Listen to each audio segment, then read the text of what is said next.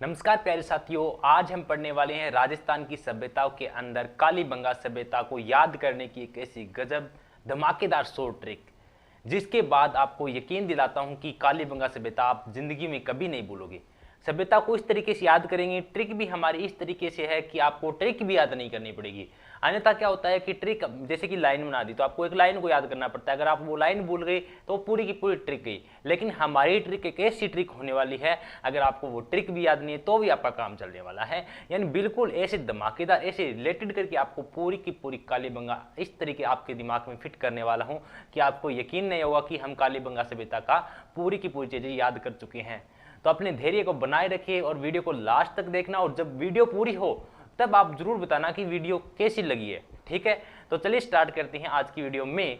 कालीबंगा सभ्यता कैसे याद करें। मेरा मानना है कि पढ़ते सभी है, कंटेंट सभी के पास है, अगर उनके पास याद नहीं होता है तो कोई मतलब नहीं है। तो आज मैं यहाँ पे आपको याद कराने के लिए आया हूँ, तो चलिए सीखते हैं। सबसे पहले मैं कहूँ, अगर नॉर्मल चीजें हैं इसकी एक दो चीजें आपको याद करनी है, और सारी की सारी चीजें मैं आपको इसके अंदर याद कराने वाला हूँ। कैसे? सबसे पहले कालीबंगा सभ्यता है वो आपको याद रखनी है। नॉर्मल चीजें हैं। कालीबंगा सभ्यता का शाब्दिक अर्थ क्या है साथियों? काले रंग की चूड़ियां। कालीबंगा सभ्यता का शाब्दिक अर्थ है काले रंग की चूड़ियां। अब यहां से आपको याद रखना है कि जो कालीबंगा सभ्यता है वो कहां पे है, तो आपकी वो हनुमानगढ़ में है। कहां पे है? हनुमानगढ़ में। अब बात करें कि इसकी खोज किसने की, उत्खनन कार्य किसने किया, तो इसको आप डायरेक्ट याद रखेंगे। आपको सिर्फ पहले ए आता है और फिर बी आता है, ए बी बी, बस ये तीन नाम आपको याद रखने हैं। यानी इसकी खोज किसने की? ए से अमलानंद घोष ने तो इसकी खोज की। कब की? 1951 में। यानी ए से एकला, ए से अमलानंद, ए से एक आ रहा है लास्ट में, यानी 1951 में। कब की? ए से अमलानंद घोष। कब की? अमलानंद घोष ने 1951 में किसकी खोज की थी? कालीबंगा का, और जिसका शाब्दिक अर्थ होता है काले रंग की चूड़ियां। स्थान है जो कि हनुमानगढ़ में है। अब बात करें उत्खनन कार्य। खोज करना अलग होता है, उत्खनन करना अलग होता है। ठीक है, तो उत्खनन कार्य किसने किया, यानी इसकी जांच, उसको खोदा किसने, तो वो है, इसको कैसे याद रखेंगे? मैंने कहा बी से बीबी लाल और फिर बी से बीके थापर। बीबी लाल और बीके थापर ने क्या किया? इसका उत्खनन कार्य किया। क्या किया? उत्खनन कार्य किया।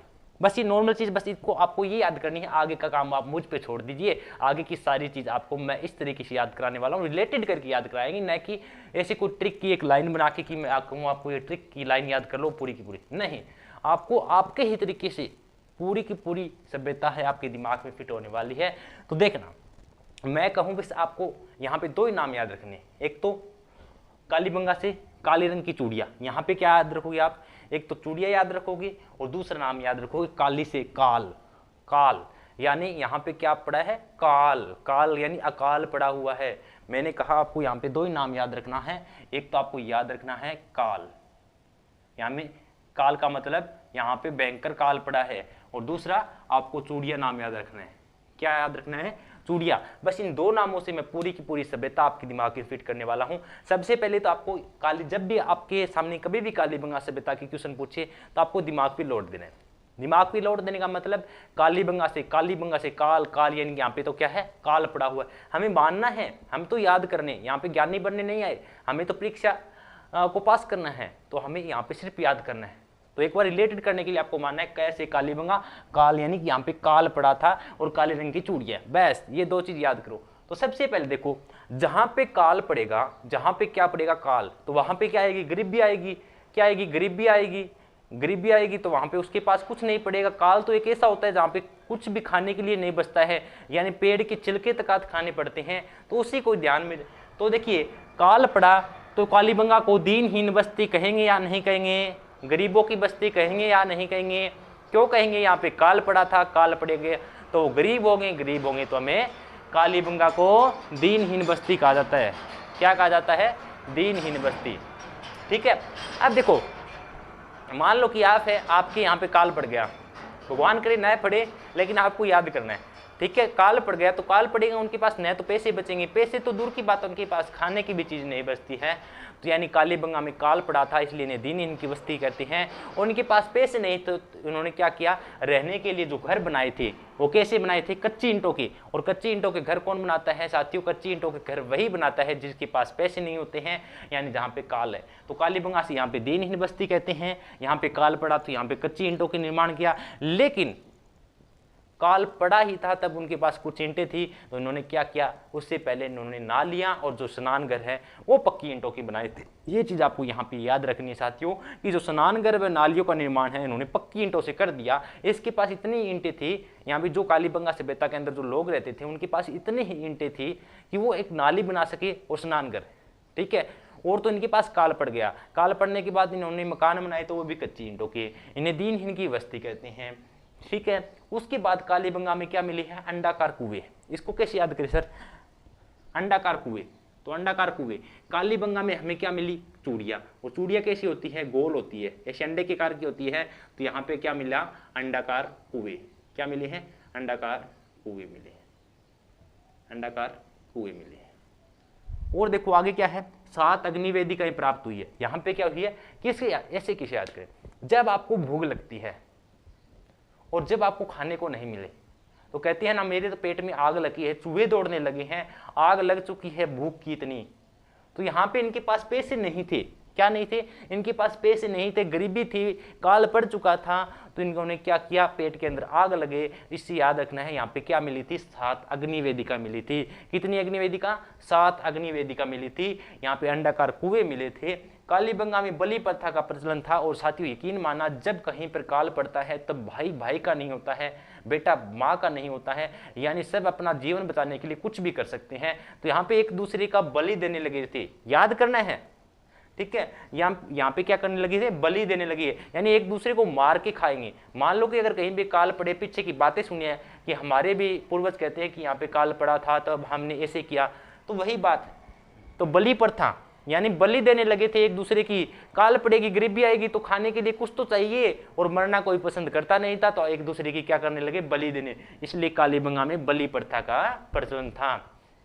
और एक बात और बताओ, अगर आपके घर में दरार आई, ठीक है, आपका घर दरार से पाट जाए, अगर आपके पास पैसे नहीं है तो आप क्या उसकी मरम्मत करा सकते हैं, नहीं करा सकते। तो साथियों ये गरीब थे, गरीब होने के कारण यहाँ पे क्या हुआ था, दरार होने के कारण यहाँ पे भूकंप के अवशेष मिलते हैं। यानी इसे याद रखने हैं कि कालीबंगा सभ्यता थी, वहाँ पे दरार आई, उनके पास पैसे नहीं थे, इसलिए यहाँ पे भूकंप के अवशेष मिलते हैं। दरार होने के कारण यहाँ पे भूकंप के अवशेष मिलते हैं। और कालीबंगा का प्रमुख का पालतू अगर जानवर पूछे तो वो क्या था, कुत्ता था। इसको कैसे याद रखिए, कैसे काली कैसे कुत्ता, कैसे कालीबंगा कैसे कुत्ता, इसको डायरेक्ट रिलेटेड याद करके रख सकते हैं। देखिए इसकी आगे की कुछ और है जो महत्वपूर्ण बातें हैं, वो भी मैं अभी बताने वाला हूं। पहले इतनी सी बातें को वापस एक बार रिपीट कर ले, उनको याद कर ले।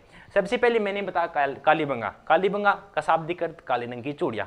उसके बाद स्थान है हनुमानगढ़। मैंने कहा आपको इसके बाद याद रखना ABB, ए से अमलानंद घोष, ए से एकला यानी 1951 में। उसके बाद बी से बीबी लाल और बी से बीके थापर। उसके बाद मैंने कहा कि ये घग्गर नदी, और घग्गर नदी के किनारे स्थित है। इसका मतलब काले रंग की चूड़ियां कब पहनते हैं, काले रंग की चूड़ियां अगर घाघरा पहने तो उसके ऊपर ही तो अच्छी लगती है काले रंग की चूड़ियां। चूड़ियां कब अच्छी लगती है, जब घाघरा पहना हुआ। तो घाघरा यानी काले रंग की चूड़ियों से याद रखेंगे घग्गर नदी के पास। उसके बाद इसको दीनहीन बस्ती कहते हैं। इसके निर्माण में कच्ची ईंटों का प्रयोग हुआ। इन्होंने नालियां पक्की ईंटों की बनाई थी। इनमें अंडाकार कुएं मिले थे क्योंकि यहाँ की चूड़ियां गोल थी। यहाँ पे अग्निवेदिका मिली थी क्योंकि यहाँ पे भूख लगी थी, इन्होंने पेट के अंदर आग लगी थी, तो यहाँ से 7 अग्निवेदिका प्राप्त हुई। उसके बाद कालीबंगा में बलि प्रथा का प्रचलन था। यहाँ पे काल पड़ा तो एक दूसरे की बलि देने लगे थे। दरार होने के कारण यहाँ पे भूकंप के अवशेष मिलते हैं, और यहाँ पे पालतू जानवर था कुत्ता। तो इतनी बातें आपको अच्छे से याद होगी साथियों। मैंने नए कोई अब तक ट्रिक बताई, आपको रिलेट करके इसी के तरीके से आपको याद कराने की कोशिश की है। अब देखिए इसके आगे जो कुछ बातें बची है, महत्वपूर्ण बातें, उनको देखिए कितने बड़े मजेदार से रिलेट करके याद करते हैं। चलिए उनको भी देखते हैं। तो देखिए साथियों, चलिए आगे देखते हैं, बड़ा मजा आने वाला है। क्या है कि आगे कहता है कि भवनों के द्वार हैं, भवनों के द्वार सड़कों पर न खुलकर पीछे की ओर खुलते थे। यानी जो कालीबंगा के लोग थे वो भवन के दरवाजे है वो सड़क पर न रखकर पीछे की ओर रखते थे। इसका प्रमुख कारण यही था साथियों कि यहाँ पे लोग काल पड़ा हुआ था और लोग डरे हुए थे कि कहीं हमारे घर में चोरी न हो जाए।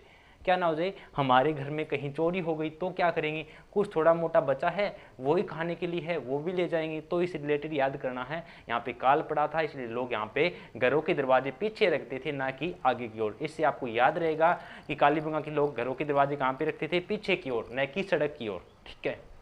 उसके बाद समकोण दिशा में जुते हुए खेत मिले हैं, इसको ऐसे याद करेंगे साथियों।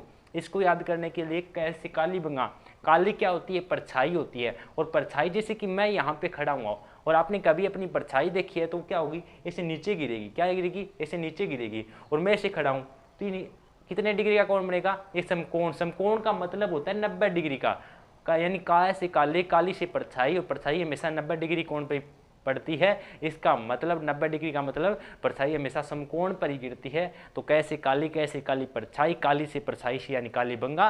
कालीबंगा में जो सड़कें जो समकोण दिशा में यानी 90 डिग्री में एक दूसरे से जुते हुए खेत मिले हैं। क्या मिले हैं, समकोण दिशा में जुते हुए खेत। यानी कैसे याद रखेंगे, कैसे परछाई कैसी होती, काली, काली क्या होती है, परछाई जो कि समकोण दिशा में गिरती है, वैसे याद रखेंगे। और सड़कें भी एक दूसरे को क्या काटती थी, समकोण दिशा पे, सड़कें भी क्या करती थी, समकोण। ये दोनों आप इससे रिलेटेड याद करके रखेंगे कि कैसे काली तो परछाई होती है, और परछाई हमेशा 90 डिग्री कोण पे गिरती है यानी समकोण पे गिरती है। तो समकोण पे यहाँ पे खेत जुते हुए मिले हैं और समकोण दिशा पे यहाँ पे सड़कें काटती थी।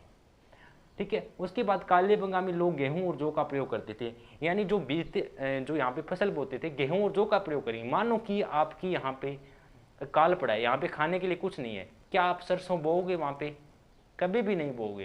क्यों नहीं बोओगे, आपके खाने के टोटे पड़ रहे हैं। आप सरसों व्यावसायिक फसल तो बाद में बोएंगे कि हम बेचेंगे पैसे कमाएंगे, उससे पहले हम खाने की जो यानी गेहूं हुई, जौ हुई, तो यहाँ पे मुख्य रूप से किसका प्रयोग करते थे, गेहूं और जौ। उसके बाद क्या करते थे, अगर आपके पास खाने की होगी उसके बाद आप क्या कहेंगे कि हमें कहीं से हमें वस्त्र मिल जाए। क्या मिल जाए, वस्त्र मिल जाए। तो वस्त्र किससे बनते हैं, कपास से। तो यहाँ पे क्या मिले हैं, कपास की खेती की साक्ष्य सर्वप्रथम कहाँ से मिले हैं, कालीबंगा से मिले हैं। कहाँ से मिले हैं, कालीबंगा से सर्वप्रथम कपास के साक्ष्य मिले हैं साथियों। कपास के साक्ष्य यहाँ पे क्यों, यहाँ पे काल पड़ा था तो यहाँ पे सिर्फ पहले गेहूं और जौ बोते थे। उसके बाद उन्होंने जैसे ही गेहूं जौ को प्राप्त किया तो उन्होंने कपड़ों की आवश्यकता समझी, तो इसलिए यहाँ पे कपास का बोया। ठीक है। उसके बाद कालीबंगा के लोग शव को दफनाते थे। साथियों एक बात बताओ कि अगर हम शव को अगर जलाते हैं तो उसके लिए लकड़ी भी चाहिए, अन्य सामग्रियां भी चाहिए, उसके लिए पैसे चाहिए। पैसे साथियों इनके पास थे नहीं, तो करते क्या, एक गड्ढा खोदा और बूर दिया। यानी यहाँ पे क्या करते थे, ये शव को दफनाते थे। इससे याद रहेगा कि कालीबंगा में काल पड़ा था, इनके पास पैसे नहीं थे, इसलिए शव को दफनाते थे। और शव को दफनाते थे तब ये सोचते थे कि ठीक है शव को दफनाया, हमारे पास पैसे तो नहीं है, लेकिन ये क्या काम करते थे, साथ में कुछ बर्तन रखते थे जिसे हम मर्द भांड बोला जाता है यहाँ पे, यानी मिट्टी के बर्तन रखते थे। उस सब के पास मिट्टी के बर्तन भी मिले हैं साथियों। क्या मिले हैं, मिट्टी के बर्तन। तो यानी शव के साथ बर्तन मर्द भांड भी मिले हैं, यानी शव के साथ मर्द भांड या फिर बर्तन या फिर थाली भी सॉरी दफनाते थे। ठीक है। और यहाँ पे देखो जैसी का बंदे की कंडीशन होती है उसी के अकॉर्डिंग उसको डलना पड़ता है। यहाँ के लोग क्या करते थे, यहाँ पे काल पड़ा तो सबसे पहले गेहूं जौ को बीजा, फिर यहाँ पे वस्त्र ढकने के लिए, वस्त्र के लिए कपास को बीजा। ठीक है। उसके बाद इन्होंने क्या किया, यहाँ पे लोग शव को दफनाते थे। लेकिन बात रही कि यहाँ पे बच्चे भी थे, तो बच्चों को तो नहीं पता था कि यहाँ पे काल पड़ा है क्या होता है। तो वो क्या करते थे, वो घर वालों से कहते कि हमें तो खेलना है। तो अब तो हमारे घर वाले क्या है, खिलौने लेके आते हैं, छोटी गाड़ी जो भी कुछ लेके आते हैं। लेकिन उस टाइम घर वाले करते तो क्या करते, खाने की भी चीज़ें नहीं थी, तो उन्होंने खेलने की ये चीज़ें कहाँ से दिलवाई। तो उन्हें क्या करते थे, जो खोपड़ियाँ थे वो बच्चे क्या करते थे, 6 छेद निकाल कर उनसे खेला करते थे। इससे याद रखना है कि बालक यहाँ पे 6 छेद निकाल कर, यानी बालक की खोपड़ी में 6 छेद मिले हैं। यहाँ से वैसे बात तो ये है कि यहाँ पे चिकित्सा का स्रोत मिला है, चिकित्सा का अवशेष मिला है, लेकिन हमें याद ऐसा रखना है कि यहाँ पे खेलने की वस्तुएं नहीं थी, इसलिए इन्होंने 6 छेद कर बालकों को खेलने के लिए एक माध्यम बनवाया था। ठीक है। मिट्टी व तांबे की मूरें, पैसे नहीं तो मिट्टी की मूरें मिलेगी। अगर पैसे होते तो देखो मिट्टी की मोर कितनी कमज़ोर होती हैं, और वो यहाँ पे मिली है मिट्टी की मोर, तो इसका मतलब ये बहुत गरीबी थी। सिंचाई नदी मंदिर की कोई इंपॉर्टेंट बात है, कालीबंगा सभ्यता से सिंचाई नदी मंदिर के कोई अवशेष मिलते नहीं हैं। क्या आप बताओ मिलते हैं? अगर मिलते तो ये क्या गरीब होती? नहीं होती। क्यों नहीं होती? अगर सिंचाई होती, यहाँ पे पानी लगता तो क्या काल पड़ता? यहाँ पे नदी होती तो काल पड़ता? नहीं पड़ता साथियों, यहाँ पे काल नहीं पड़ता। और काल किसके कारण पड़ा? बारिश नहीं होने के कारण। नदी यहाँ पे थी नहीं, अब करे तो करे क्या? तो साथियों इसलिए यहाँ पे क्या हुआ था? काल पड़ा था। ठीक है, इसलिए आप याद रखेंगे सिंचाई नदी मंदिर के कोई अवशेष नहीं मिलते यहाँ से। क्या नहीं मिलते? कोई।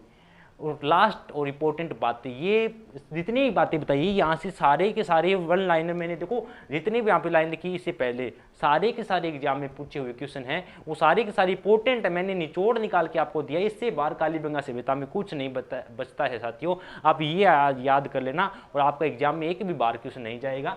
कालीबंगा से जो हड़प्पा सभ्यता है से मिलते जुलते अवशेष पाकिस्तान के कोट डिग्गी से मिले हैं। ये इंपॉर्टेंट प्रश्न है, एग्जाम में पूछा गया प्रश्न है कि जो कालीबंगा से सभ्यता से जो मिलते जुलते अवशेष पाकिस्तान के कहाँ से मिले हैं? कोट डिग्गी से। कैसे कालीबंगा, कैसे कोट डिग्गी, कैसे कोट डिग्गी। और कोट हम कैसा खरीदते हैं? काले रंग का। काले रंग का कोट खरीदते हैं तो कोट डिग्गी से मिले साथियों। वापिस से रिपीट कर दूं, यहाँ पे बोनों के द्वार पीछे खोलते थे क्योंकि उनको डर लगता था, समकोण दिशा पर क्योंकि परछाई समकोण दिशा पर गिरती है और सड़क भी समकोण दिशा पर काटती है। लोग गेहूं जौ को बोते थे, फिर उनका पेट भरा तो उन्होंने बस्तर के लिए कपास को बोना स्टार्ट किया। उसके बाद कालीबंगा में लोग सबको दफनाते थे क्योंकि उनके पास पैसे नहीं थे। उसके बाद यहाँ पे 72 मर्तबांड भी मिले हैं, यानी मिट्टी के बर्तन भी मिले हैं। मिट्टी के बर्तन हैं, गरीब थी बेचारी, मिट्टी के बर्तनों में आप कोई खाना खा ले क्या? नहीं खाया जाता। और बालक की खोपड़ी में 6 छेद, क्योंकि यहाँ पे लोग बच्चे खेलते थे इसलिए 6 छेद कर दिए होंगे, इसे याद रखना आपको। और यहाँ पे मिट्टी में तांबे की मोहरें मिली है, ठीक है। और यहाँ पे सिंचाई नदी मंदिर के कोई अवशेष नहीं मिलते। और यहाँ पे पाकिस्तान से मिलते जुलते अवशेष यानी कोट डिग्गी से मिलते हैं।